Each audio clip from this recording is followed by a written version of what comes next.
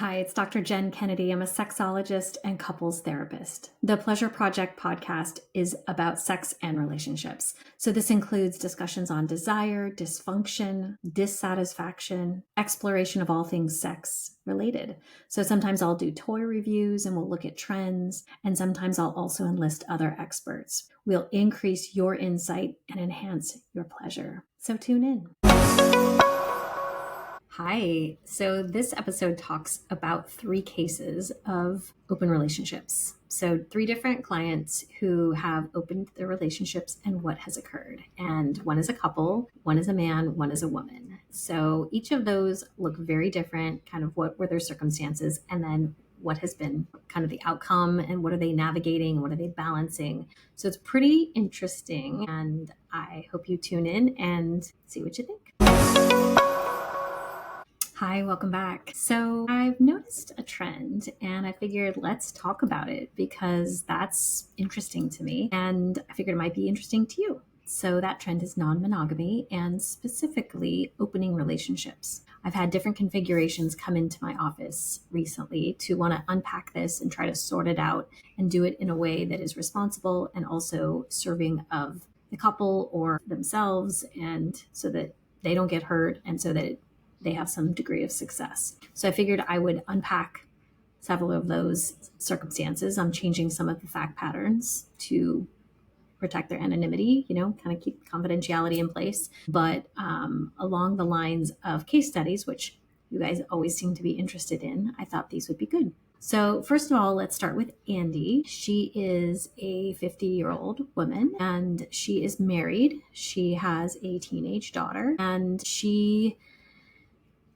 is happily married and she intends to stay married. And yet she also is interested in having some more erotic exchange with other people, specifically men. She's not interested in women, but she doesn't want to leave her relationship. She is continuing to have sex with her husband, but she has sort of some longings for some more interaction, some more diversity, some more just some newness. And so there has been many conversations with her husband. This has not been anything she did without discussion and some back and forth. And at this point, they have decided that they will open the relationship for her. And he is also welcome to explore.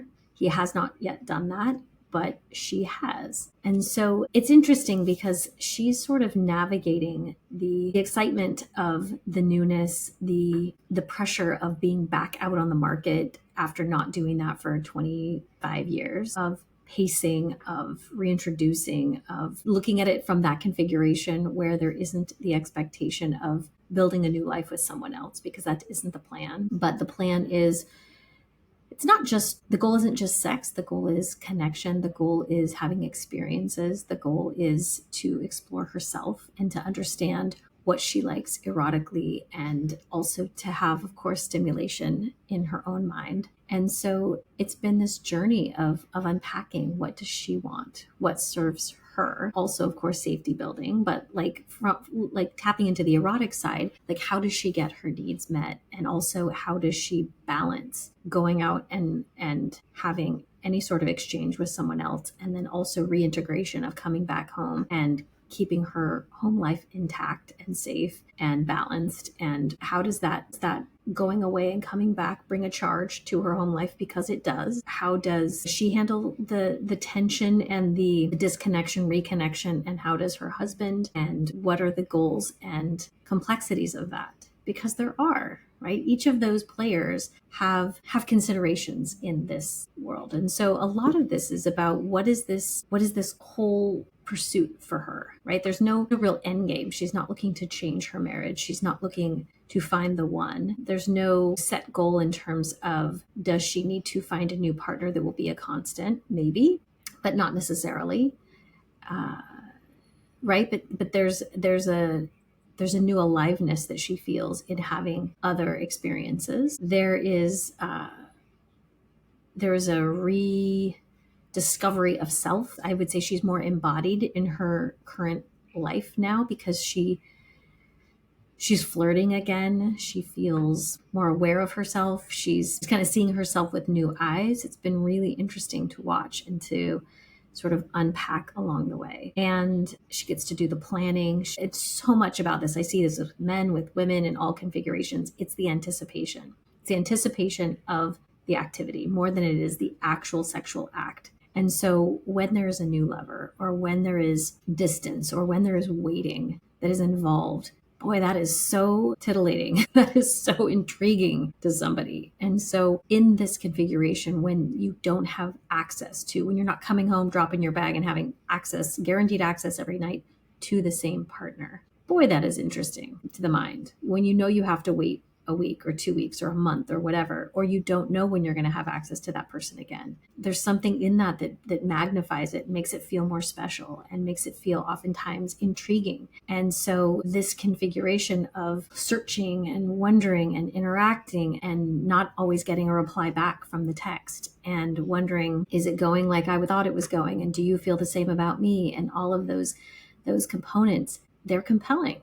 And so she's noticing some of the pieces of self that are returning from youth, and in terms of excitement and anticipation and self-confidence and curiosity and motivation. And so it's been really interesting. Now, also, there's times when she wants to get a certain reaction from husband. She's comparing him to lover. And we've talked about that. Like, does that serve the relationship? Is that a fair comparison? Right? Like you're bringing in, you're comparing two completely different humans, and contextually that's really not fair either, because one person doesn't carry all the day-to-day responsibilities that the spouse does, and yet you're asking them to have all the wonder and the excitement and the nuance of a new relationship where you're like actually sitting up and paying attention, and you're so excited about each other in a way that a long-term relationship just doesn't exist. It's a little bit apples to oranges if you try to compare a lover to, or a mistress, or would that be a mister? I don't know what you call it. Mistress, that's a man, but a lover, I guess. So you can't really compare that to a longer term spouse. It's not apples to apples, but it's a lot to navigate. And I could see too that at times she gets a little bit preoccupied, and it can be distracting for her professional life. So I think overall it's been a positive experience for her. I think that she's not holding on to an end game, which is important, right? The journey is the goal, not the destination, because she's not looking for a new partner. She's not looking for a new partner. She's looking for experience. And I think that as long as there isn't this singular outcome, and that the day-to-day interactions can be held loosely and just with wonder, then I think that there is a possibility for just being open and having positive experience regardless, because it's just new experience and you're learning things about yourself. I think if you're really moving towards it has to be one way, then you can really be in a difficult situation. Also, I see sometimes in these configurations where one person opens up the relationship, but the other person doesn't really want to. And so they're having these experiences sort of reactionary. It doesn't work out very well either, because I think there's a lot of trepidation and hesitation, and they're feeling a lot of mixed feelings, and they don't really want to be in these configurations. And so they're not really in it, and they don't get to experience all the positive excitement that can come with it. So that was Andy. That's case number 1. Case number 2 is Barbara and Phil, and they are a couple in their 40s, and they have decided to open the relationship together.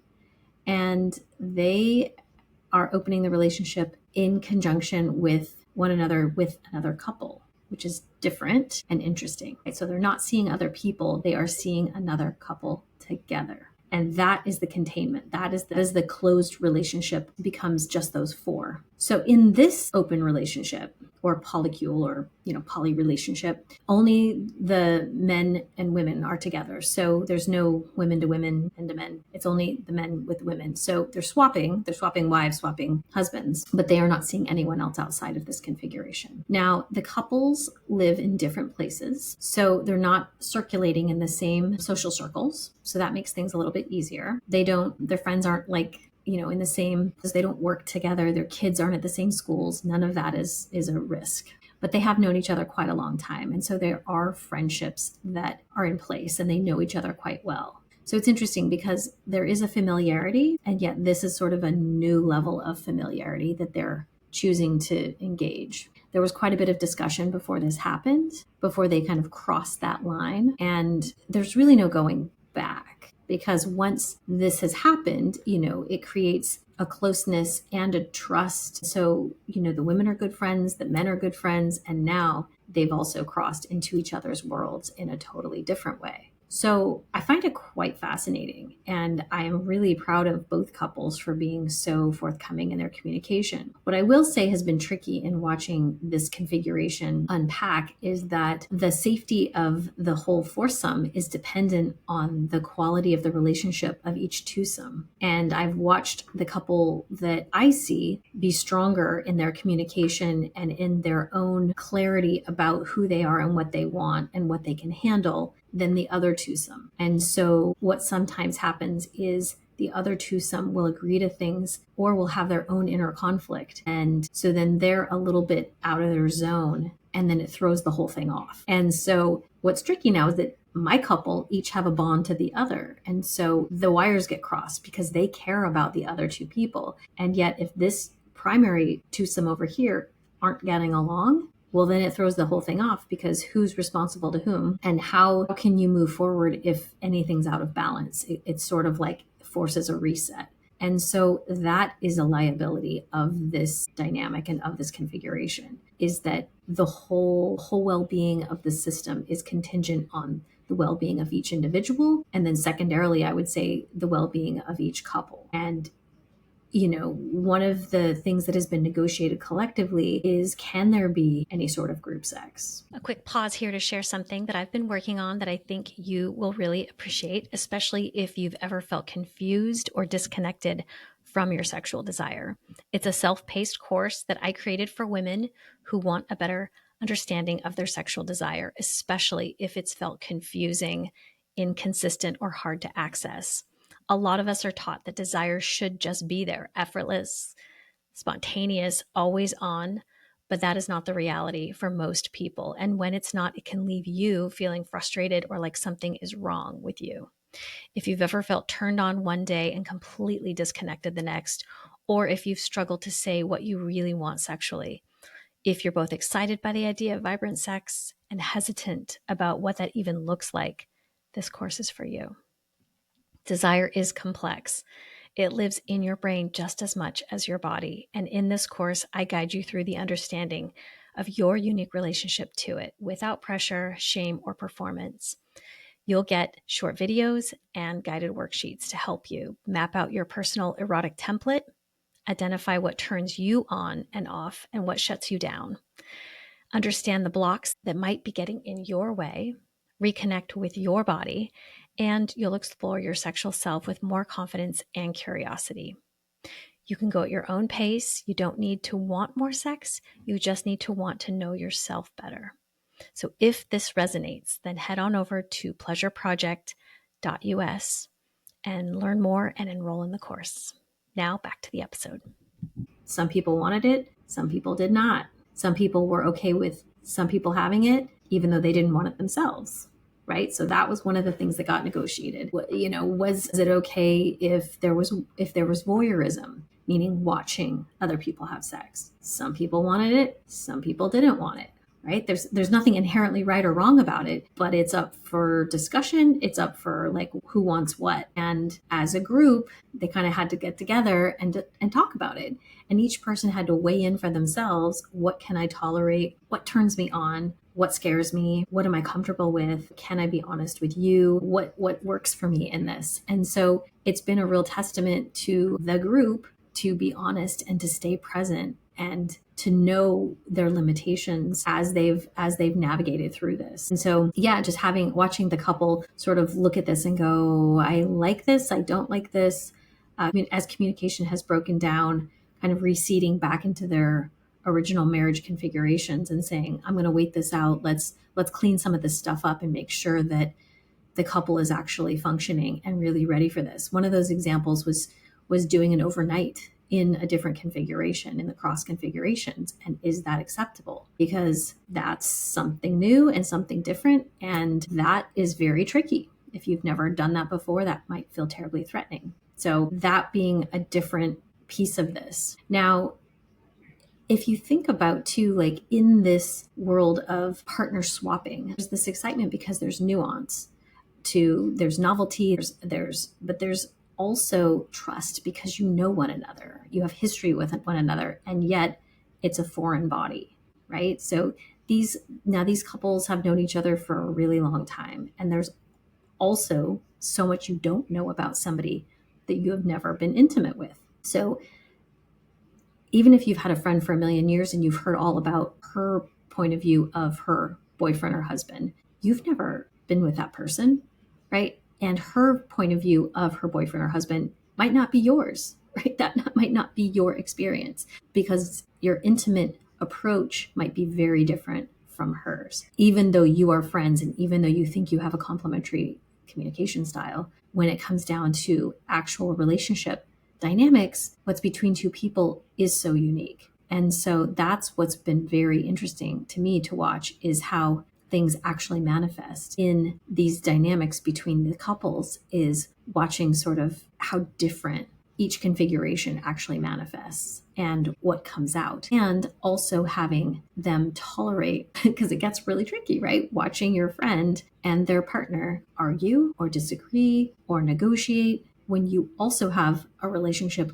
with that person. But in this configuration, they have really more say, more hierarchy in what's going on. And so it's important to just to hang back and let it sort of unfold. And so with Barbara and Phil, letting them sort of navigate what are their priorities and how much autonomy do they need to have. And so in future, like their configuration, they had talked about, would they go on vacation? Would they in future, would there be any sort of swapping with other couples, that type of thing? Would they ever consider doing this in any other configuration? It's really tricky because the trust that it takes to be in this configuration is pretty high. And if you are risk averse, which I know it seems strange that you could be risk averse and be in this configuration, and yet it's quite safe if you know the other couple well and you all have a lot to lose, that you're all kind of in this configuration with a certain amount of agreement, and there is a regular checking in that you do protect the situation, you do protect one another, and you come together in sort of a council kind of way to say, is this working for us? And, do we need something different? I find it incredible how these couples or these individuals, and I've met with lots of different versions of these folks, come in and really get quiet with themselves and say, this is actually what I want or what I need at this point in my life. And it might be very different from where they were 5 years ago or 10 years ago, but this is what I need in my life. And this is what turns me on, or this is what logistically works in my life. And I want to be considerate of the other players in my world, but I also want to make sure that my needs get considered. So I am impressed with their clarity, and I am encouraged with their bravery to ask for those needs and to do it with some grace and not, crash and burn and, torch everyone around them. Because obviously the other hat I sometimes wear is infidelity, sexual compulsivity and infidelity. And to me, this looks very different. It's actually the opposite, because it's contracting and it's very clearly saying, this is what I want. And everybody's consensually agreeing to it. And so you're exploring your sexuality, and you're exploring relationships or configurations or interactions with full understanding. And I think that's amazing. So I see it work out more successfully when it's done in the way that these folks are trying to do it. So let's see, do we have time? We'll do one more. The last one is Mitch. So Mitch is 65. He is also married. His wife is dealing with a longer term illness, and they have not been sexually active in quite some time, about 15 years. And he has been an off and on caregiver. And he has been in acceptance of not having a sex life, but is also sort of awakening to the fact that his life could be better if he did have some sort of sex life. And his wife is resigned to not have that. Now, she engaged in what I would call sort of an emotional affair in the last bit of time and started talking to someone long distance. And that sort of caused some turmoil. It upended sort of the malaise that had them in a non-sexual dynamic for years, and just sort of this even keel companionship dynamic. And suddenly she had flirtation, she had energy coming toward her, and he witnessed it and felt like, what about me? What about mine? Where's, I'm here, I'm ready. And that wasn't available for them. That wasn't available for him. Now, they don't want a divorce because they actually do enjoy each other's company quite a bit. And they do get along well, and they aren't going to break up. They aren't going to divorce. But he has realized that he would really like to have some sexuality. And so what does that look like? What are the options for him at this point? And so he has started considering what's available, right? What's out there, and how does he do that without looking to repartner with somebody, without looking to marry somebody? And it's tricky, right? So he's looking for basically companionship. Ideally, it would be some company. It would also be casual sex. And so what are the options? We've looked online, we've looked like, are there local places he can go to just meet women? Like, are there women who are open for casual relationships? Like, he's in the process of discovering that. Mitch is interesting. He's confident, he's handsome, he's funny, he's really good natured, he's very centered, and he is definitely in a place where he's along for the ride. He's just kind of open to see what happens. But it's been this journey of like, wait a second, I don't have to be stuck in this single configuration. And I do want to sort of see what is even possible out there. And so working with him in a therapeutic space to understand sort of he doesn't have to stick to one position, and that he can be forthcoming in his marriage and say, look, I would like to also have something. First of all, him making the choice to stay in his relationship in this configuration, but also ask for his needs to be met. And what does that look like? And this is evolving. This is constantly evolving of like, what is possible? What does this look like? And sometimes we think we want something that we don't really want or know how to handle. So it's a recalibration. It's a reconsideration. Sometimes it's a fantasy that actually doesn't manifest. But looking at it over and over again of like, what do I want? What do I think I want? Maybe sitting with that, maybe getting a little closer to it, then backing up.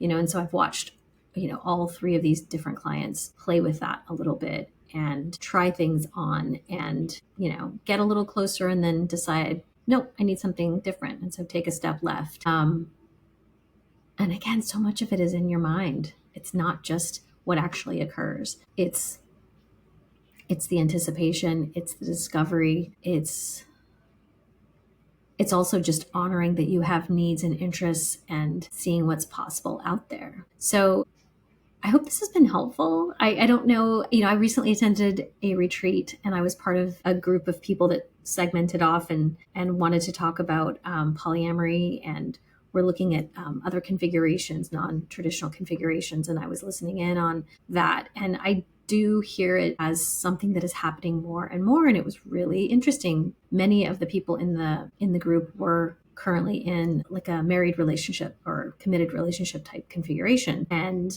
so that was really interesting to me. And so I do see it happening more. And I'm just kind of curious to know what you think. And has this come up in your mind, in your relationship, in your world, in your friend circle? How do you feel about it? Do you judge it? Are you intrigued by it?